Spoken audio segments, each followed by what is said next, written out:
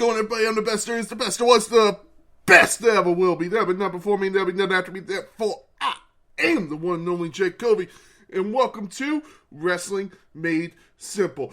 We got an action-packed week this week featuring your news of the week, then a Raw and SmackDown review. And then for our classic pay-per-view review today, we are going back to 2018's Royal Rumble. The first Royal Rumble I actually watched when I became a fan. Live, at least. And then we have your drink of the week, followed by a reading from the Book of Rules. And then we have your Battle Droid of the week. But let's get into it. As unfortunate news this week, as Riddle has failed a second drug test. This sucks to say for Riddle, and he will be out for 6 weeks to go to rehab, apparently, as he tested positive. This is what Zero News has reports. I'm not saying it's liable. I'm not saying whatever it is apparently he has tested for positive for cocaine and MDMA. Apparently this will be his second suspension and will go rehab for 30 days. And one more suspension could mean the chopping block for Matt Riddle. Hey, shout out to Real Man. I hope you get well. If you're listening, please get the help you need, man. And hopefully you'll beat this.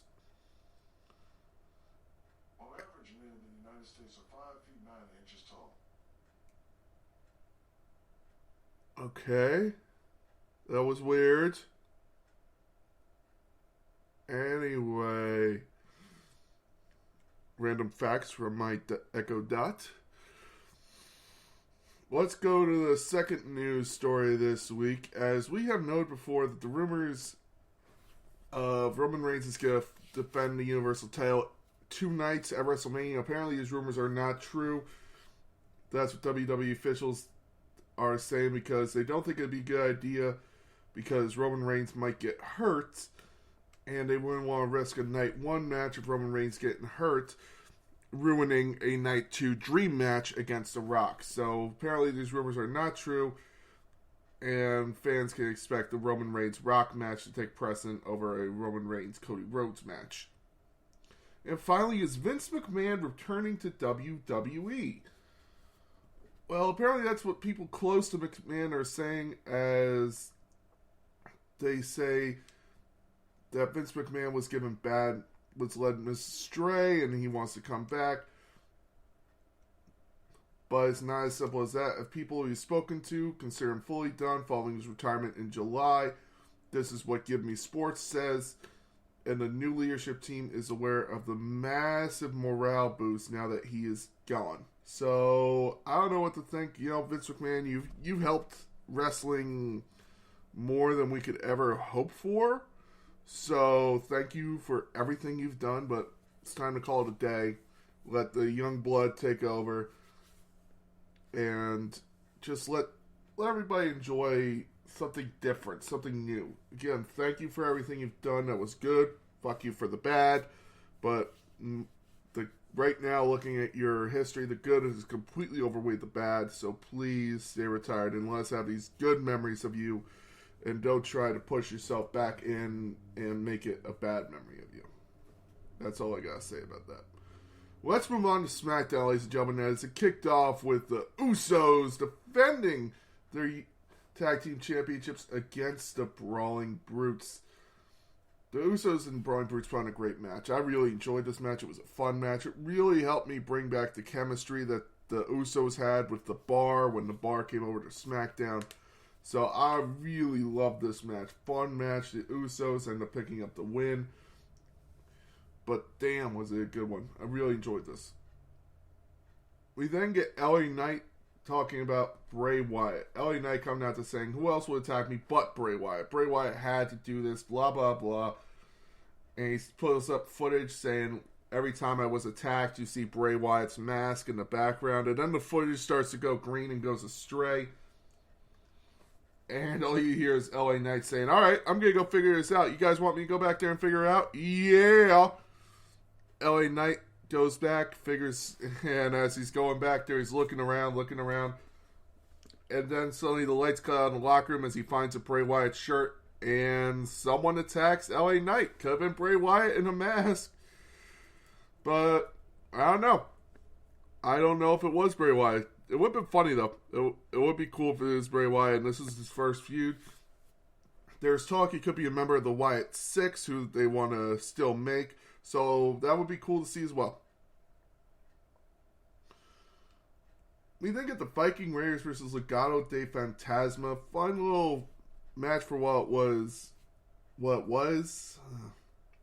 It didn't last long as Hit Row would get involved and attack both teams. I don't know what's going on with the faces and the heels. I think WWE is leaning more towards tweeners than anything. So, I mean, you can see it with Seth Rollins. You can see it with these tag teams. You could see it with Alexa Bliss. You could see it with Becky Lynch. I don't know. We then get Kurt Angle in his backstage segment being reunited with his storyline son, Jason Jordan. Jason Jordan gave Kurt Angle a number one dad birthday card and they hugged. It was cool to see. I love this. This was funny as hell. I'm glad they continued the storyline. Shout out to Jason Jordan, man. The guy got, unfortunately, career ended way quicker than it should have. The guy was an amazing talent. But, you know, I wish him nothing but the best, and I hope he's enjoying his backstage role. We then get Intercontinental Champion Gunther and Ricochet signing their contract for a title match next week on SmackDown. You then have the New Day come out, and Adam Pearce says, "Hey, whoa, this isn't breaking down a fight." And I think it was Xavier Woods goes, "Do you watch wrestling?" And Adam Pearce just goes, "Good point." You then have Gunther and Imperium say they are professional wrestlers and they are the best wrestlers on the planet. I'm very happy that WWE has let people go with, and they even said, we're not sports entertainers, we are wrestlers. And we represent the sport of wrestling. This made me smile. I loved it. It was awesome. You then get it breaking down into a match of the New Day versus Imperium with Ricochet for the New Day as well. Awesome match. I'm usually not a tag team, like a six-way tag team guy, but you know what? This was fun. Ricochet ends up picking up the win over Imperium, and this really actually makes me think, maybe he could beat Gunther. Maybe he can. And there's a reason for that, as apparently it has been leaked that Brock Lesnar will be facing Gunther at WrestleMania. 1, fuck yes. 2, hell yes. 3, please God let that happen. And 4, so that's why I could see Ricochet being Gunther, so that way you can have Brock Lesnar start feuding with Gunther and they don't have to feud over the IC title. After this, it was announced that Roman Reigns will be appearing on next week's SmackDown, and Jey Uso told Sami Zayn to get a haircut and trim his beard for next week because it will be a big night for Sami Zayn. I don't know if they're cutting him out of the bloodline or if they are making him Sami Uso. I don't know. Both sound awesome. We then get a vignette for Lacey Evans making her return. Cool to see her just embracing her military roots. Apparently Sergeant Slaughter actually wants to manage her in this run, so I would like to see that. I don't know, it sounds cool. We then get Liv Morgan and Tegan Nox versus Shayna Baszler and SmackDown Women's Champion Ronda Rousey.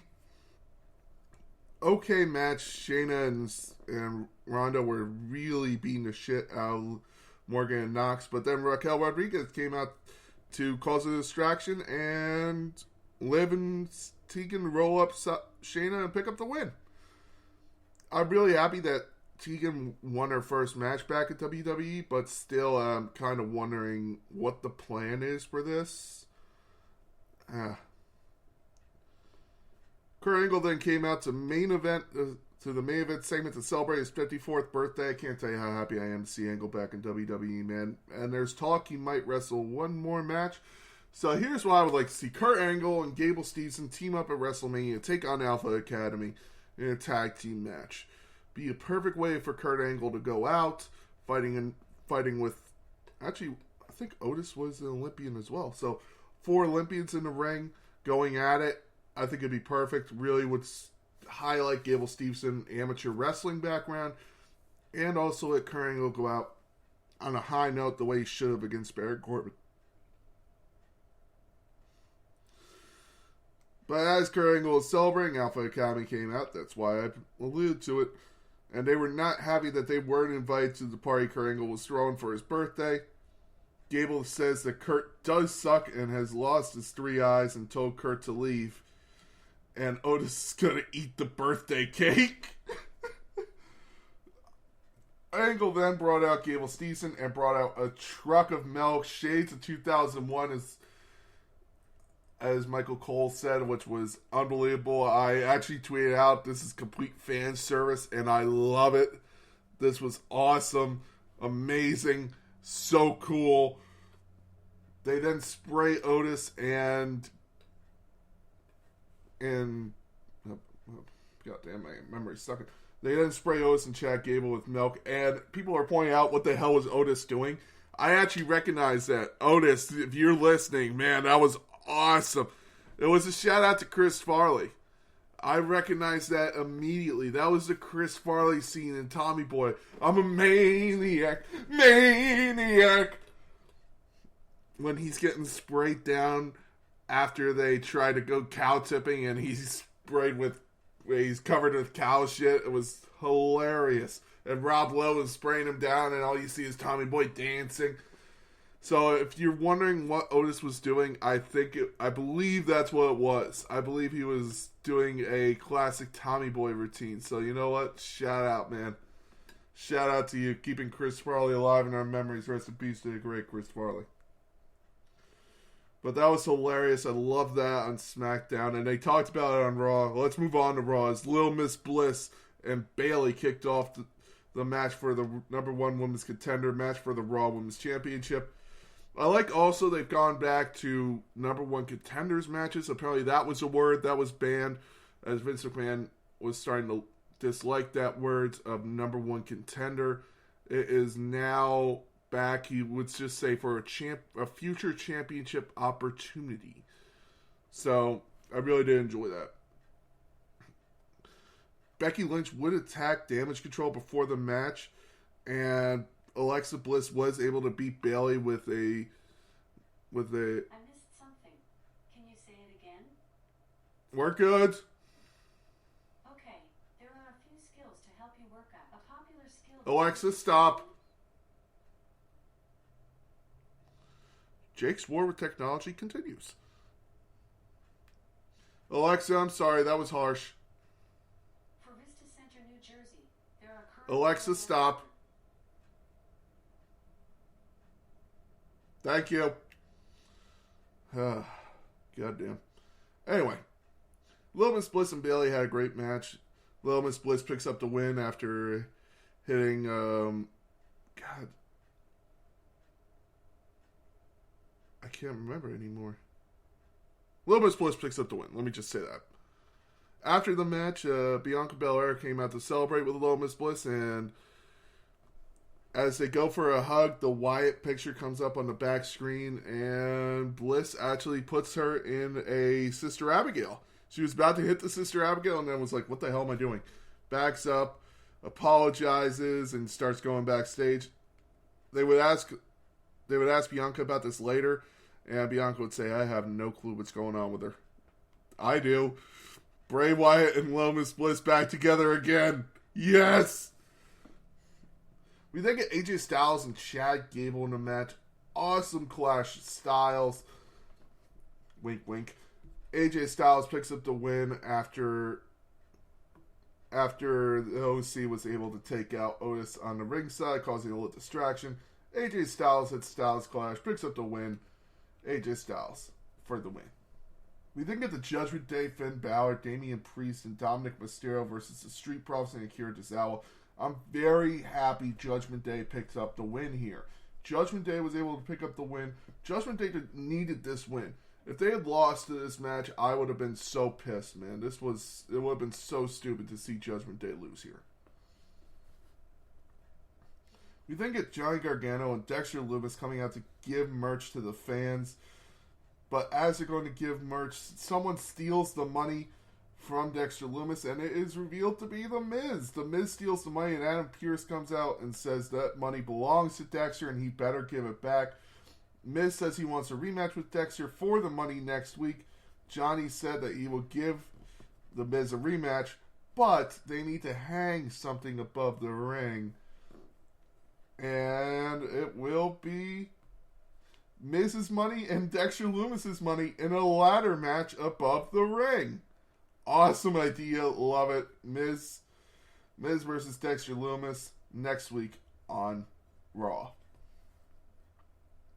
We then get what I was the most disappointing match of this week, in my opinion. WWE Tag Team Champion Io Sky versus Candice LeRae. They should have given this way more time. Should have had some more spots. It just wasn't a well-produced match. I don't know what went wrong here. These two have great chemistry. They've had it in NXT. They had amazing matches. I don't know, man. Io Sky picks up the win here. We then get a tribute concert for Matt Riddle, as Elias said that last week he was attacked by the Bloodline, and he found lyrics that Matt Riddle wrote for him and tried to sing the song, but Solo Sikoa would come out. Solo would defeat Elias, and after the match, Solo and Sami Zayn would try to beat the shit out of Elias, but then you have Kevin Owens coming out to make the save. Elias tries to thank Owens, but Owens stuns him anyway as well. So I don't know what this means for Kevin Owens. Is he a face? Is he a heel? I don't know. We then get Rhea Ripley versus Asuka. Nice little match. Dominic Mysterio would distract Asuka on the outside, and Asuka would actually spray the mist in Dominic's face, causing him to go blind. Later on, we would get a hospital segment with that, which was stupid. Rhea Ripley would then hit... God, what's her... I can't remember what her finisher's called right now. God, my memory is going to hell, ladies and gentlemen, and I can't help it. Rhea Ripley would pick up the win, and we get a scene later on of Dominic in the trainer's room trying to get shit rubbed off his eyes. You would have Damian Priest say, hey, there's worse things you could have in your eyes than that, trust me. After this, we get the number one contenders match, Seth Rollins versus Bobby Lashley. What a great match. It was Seth Rollins dodging spear after spear. Seth Rollins ends up picking up the win, hitting the pedigree on Bobby Lashley as Bobby Lashley went for a spear. 1, 2, 3. Seth Rollins picks up the win and is your number one contender. Bobby Lashley wasn't happy with that and tried to go after the referee. Another referee came out and Bobby Lashley elbowed him to the face. You then get Adam Pearce coming out saying, Bobby, you're fired. That's it. You're fired. To be fair, he did warn him. But I don't know what this means. Does this mean at Royal Rumble we're going to get Bobby Lashley and Brock Lesnar in a match if Lashley wins, he gets his job back? I would actually like to see that. Then he makes up for the loss at Crown Jewel. And that was Raw this week. Fun Raw and SmackDown. Again, the only bad part was really for me the Io Sky match and Corey Graves' commentary, which I will get to later on. Wink, wink. But let's forget about that right now and move on to the Royal Rumble 2018. This was a fun Royal Rumble. It was the first one I really ever watched, and it always brought me joy when I would think of it. So, I really enjoyed this match. The pre-show was nothing really to write home about. You had the Revival being Gallows and Anderson, a 6-man tag from 205 Live of Kalisto, Gran Metalik, and Lince Dorado, basically Lucha House Party, versus TJP, Gentleman Jack Gallagher, and Drew Gulak. I do believe this was TJP's last match in WWE, though. And then you get Bobby Roode versus Mojo Rawley in a United States Championship match. Good match. I really did enjoy that one. It was fun to see Bobby Roode pick up the win, but I wish it could have been on the main card. You then get AJ Styles versus Kevin Owens and Sami Zayn in a handicap match for the WWE Championship. I want to point out that the WWE Championship and the Universal Championship were both technically 3-way matches. You had the two people against AJ Styles, and then for the Universal Championship, it would be Brock Lesnar versus Kane versus Braun Strowman. So I thought that was a cool little thing to add. AJ Styles would pick up the win after rolling up Kevin Owens after hitting Sami Zayn with a phenomenal forearm. It was a very nice match. It was really fun because it was during the time when it was Kevin Owens and Sami Zayn going against the authority of Shane McMahon. And you kind of had Daniel Bryan teasing a heel turn on their side, but you would never get it until he would turn heel on AJ Styles way later on down the road and coming back to the ring. But a fun 15 minutes handicap match. This is what handicap matches should be. Really enjoyable. The face comes out on top, but still a fun match. After this, you get a tag team match of the Usos in a 2 out of 3 falls match versus Chad Gable and Shelton Benjamin. The Usos would pick up the win 2-0 in this 2 out of 3 falls match. You had the Usos really taking out all the stops. I always feel they really gelled with Chad Gable and whoever he was partnering with, whether it was Alpha Academy, American Alpha, him teaming with Shelton Benjamin. It was always a fun tag team contest between these four. We then move on to the Royal Rumble. Now, this was a very, very good Royal Rumble. You had basically everyone under the sun competing. People from NXT for the first time, really. You had Rusev and Finn Balor starting it off. Then you had Rhino, Baron Corbin, Heath Slater, Elias. And then you get your first NXT, the current NXT champion at the time, Andrade Cien Almas, coming in. You get Bray Wyatt, Big E, Sami Zayn, where it was actually supposed to be Ty Dillinger coming in at number 10, but it would be Sami Zayn coming in, and then I believe you would have Ty Dillinger ask for his release from WWE. So this was really kind of one of those last moments for Ty Dillinger on screen in WWE as well. You would get Sheamus, who would actually set the record with 1 second in the ring. It was actually Sheamus' birthday as well on the Royal Rumble, so looking back at it, that's a fun one to remember. You then get Xavier Woods from the New Day come in, Apollo Crews, and then you get number 14, your eventual winner, Shinsuke Nakamura, coming in, Cesaro, Kofi Kingston, Royal Rumble highlight reel, Jinder Mahal, Seth Rollins, Matt Hardy, John Cena, the Hurricane. Hurricane was awesome to see. I love that. I always loved it when the Hurricane showed up. Aiden English, Adam Cole would then show up. Awesome to see Adam Cole in this. Randy Orton, Titus O'Neil, The Miz. Then you would have the return of Rey Mysterio. I remember watching Royal Rumble, and even though I didn't know who everyone was, I knew who Rey Mysterio was. I knew Rey Mysterio, and I lost my mind while watching it with my friends. We were watching on our Xboxes, so we could all talk and share our views on this. And I remember watching it, and there's Rey Mysterio, and I just went ape shit. It was awesome to see Rey Mysterio in. You would get Roman Reigns, Goldust, and then the return of Dolph Ziggler, who had walked out earlier that year. So Dolph Ziggler would return. Really cool to see him back at number 30. This would lead to Seth Rollins, Shinsuke Nakamura, Finn Balor, and Roman Reigns versus John Cena, Randy Orton, and Rey Mysterio. Kind of a young guy versus the older guard mentality. Awesome look, to say the least, from this. This was amazing. Really cool to see these guys going at it. And then Shinsuke would end up eliminating Roman Reigns to pick up the win. It was awesome to see that. I can remember this shit, but I can't remember Little Miss Bliss's finisher. Moment of Bliss. Nope, that was her show. God, it'll come to me. It'll come to me. After this, we got a tag team match for the Raw Tag Team Championships. Funny enough, the Intercontinental title wasn't defended on this. I just realized that. Huh, that's weird. Not even on the pre-show. Huh. It would be Cesaro and Sheamus versus the champions, Seth Rollins and Jason Jordan. It was originally supposed to be Seth Rollins and Dean Ambrose, and this was supposed to lead to Dean Ambrose turning heel, and basically them feuding over the IC title going into WrestleMania, but Dean Ambrose would be hurt with a very bad injury that actually almost killed him in an infection. So Dean Ambrose was out for a time, so they replaced him with Jason Jordan. And Jason Jordan was supposed to feud with Seth Rollins, but Jason Jordan would end up going through a neck injury that caused his career to basically end. So it would end up being Seth Rollins, The Miz, and Finn Balor at WrestleMania for the IC title instead of a Seth Rollins and I'm trying to think of the word scorned partner going at instead of The Miz, instead of the triple threat match. But I have to say, triple threat match was actually one of the best matches on that card that night. Cesaro and Sheamus would pick up the win as Jason Jordan would tag out for Seth.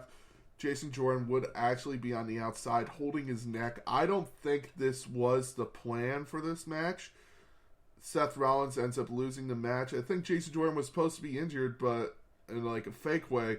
But no, this was really the last match we would ever see Jason Jordan in. Jason Jordan would retire after this because he just couldn't go anymore. He just couldn't do it, which sucks to see. It sucks to see that. We think a triple threat match of Brock Lesnar versus Kane versus Braun Strowman for the WWE Universal Championship. I love this match because there's actually one part where Braun Strowman hits Brock Lesnar with a skew punch that actually rocked Lesnar. In real life, Lesnar would then grab Braun Strowman and hit him with a couple knees and be like, and would actually yell at him, "Slow the fuck down." I love that. It was cool to see, and it just goes to show Brock Lesnar is willing to help younger talent learn the business, but is not willing to let shit go that fast of you have to learn it.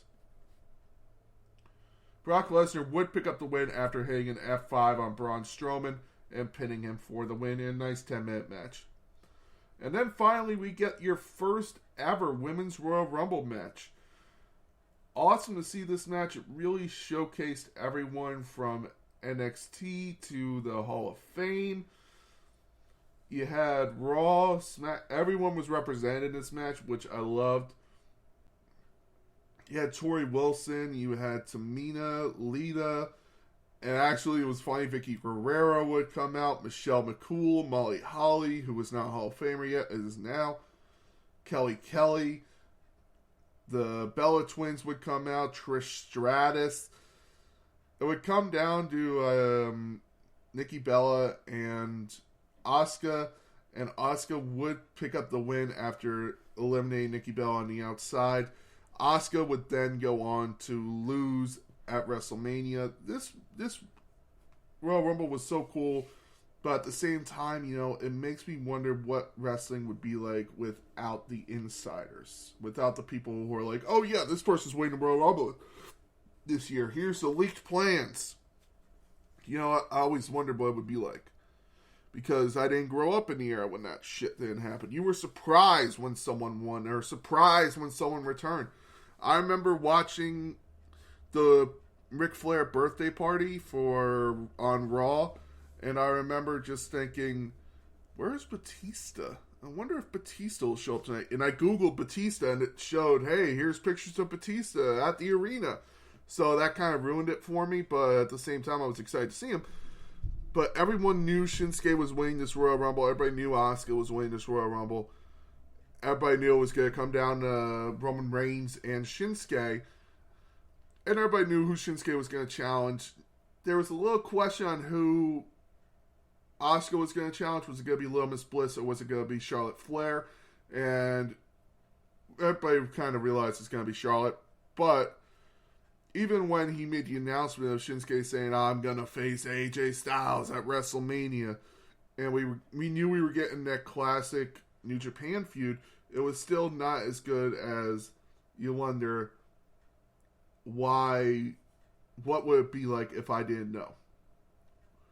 Like, I didn't know who was going to win the Royal Rumble in 2019. I didn't read any of I wasn't as big a fan as I am now I wasn't reading the insiders. I knew Batista was going to feud with Triple H. That was the talk for WrestleMania. But I didn't know Seth Rollins was going to win the Royal Rumble. Everybody says, oh, it was so easy to see. I'm like, really? I had no clue. I thought it would be Braun Strowman. I thought Roman Reigns might make a comeback and be surprising everybody. I didn't know. I honestly didn't. So Seth Rollins winning the Royal Rumble, that was the really only surprise I saw. And I wish there was more now. But reading the news for the podcast, reading the news just because it pops up on your phone, it does make me yearn for the older days of there are no insiders, where people were leaked. I mean, imagine people's reaction in AT&T Stadium if it wasn't leaked that Cody Rhodes was coming back to WWE. Imagine the reaction. That place would... I mean, it was so awesome this place exploded, but basically the place basically exploded when Cody Rhodes came out, but it still would have been 10 times more amazing. Like, no one knew AJ Styles was coming back. Was coming to WWE at the Royal Rumble. No one knew. There were talks he might come in, but no one thought Royal Rumble, AJ Styles debuting. So, it does make me excited for this year's Royal Rumble, but I just wish, man. God. Let's move on to your drink of the week. As this week's drink of the week is the Washington Apple Bomb. I'm continuing my Crown Royal for the Royal Rumble.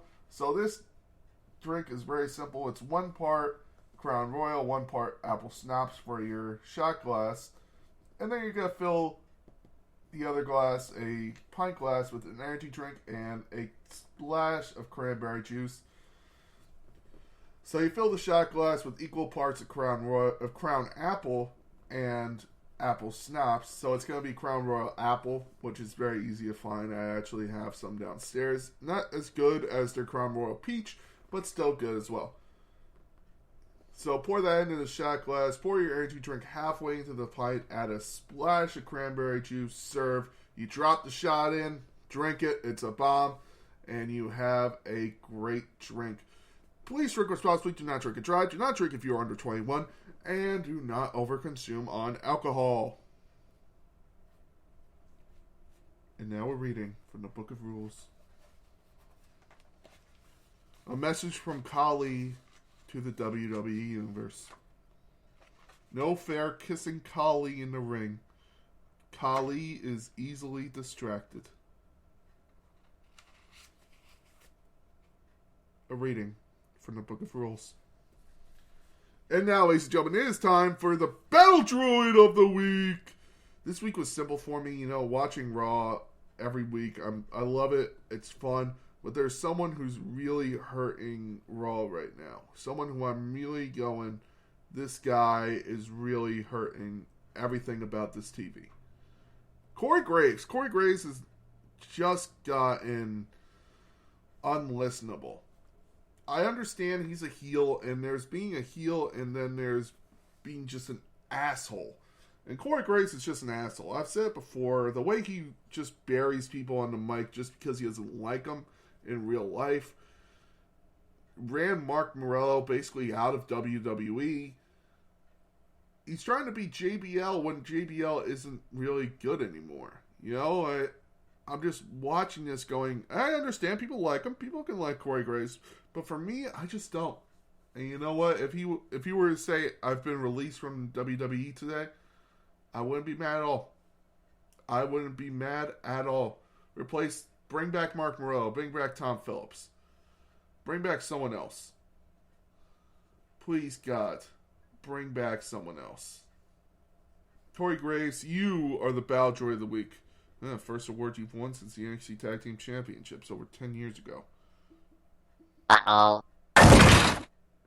Ladies and gentlemen, thank you very much for listening. I have been Jay Covey, the big guy. Thank you for listening to Wrestling Made Simple. Please enjoy this week of wrestling. And I'll see you next week where I will have another Royal Rumble review for you as we build up to the road to WrestleMania. Have a great week in wrestling.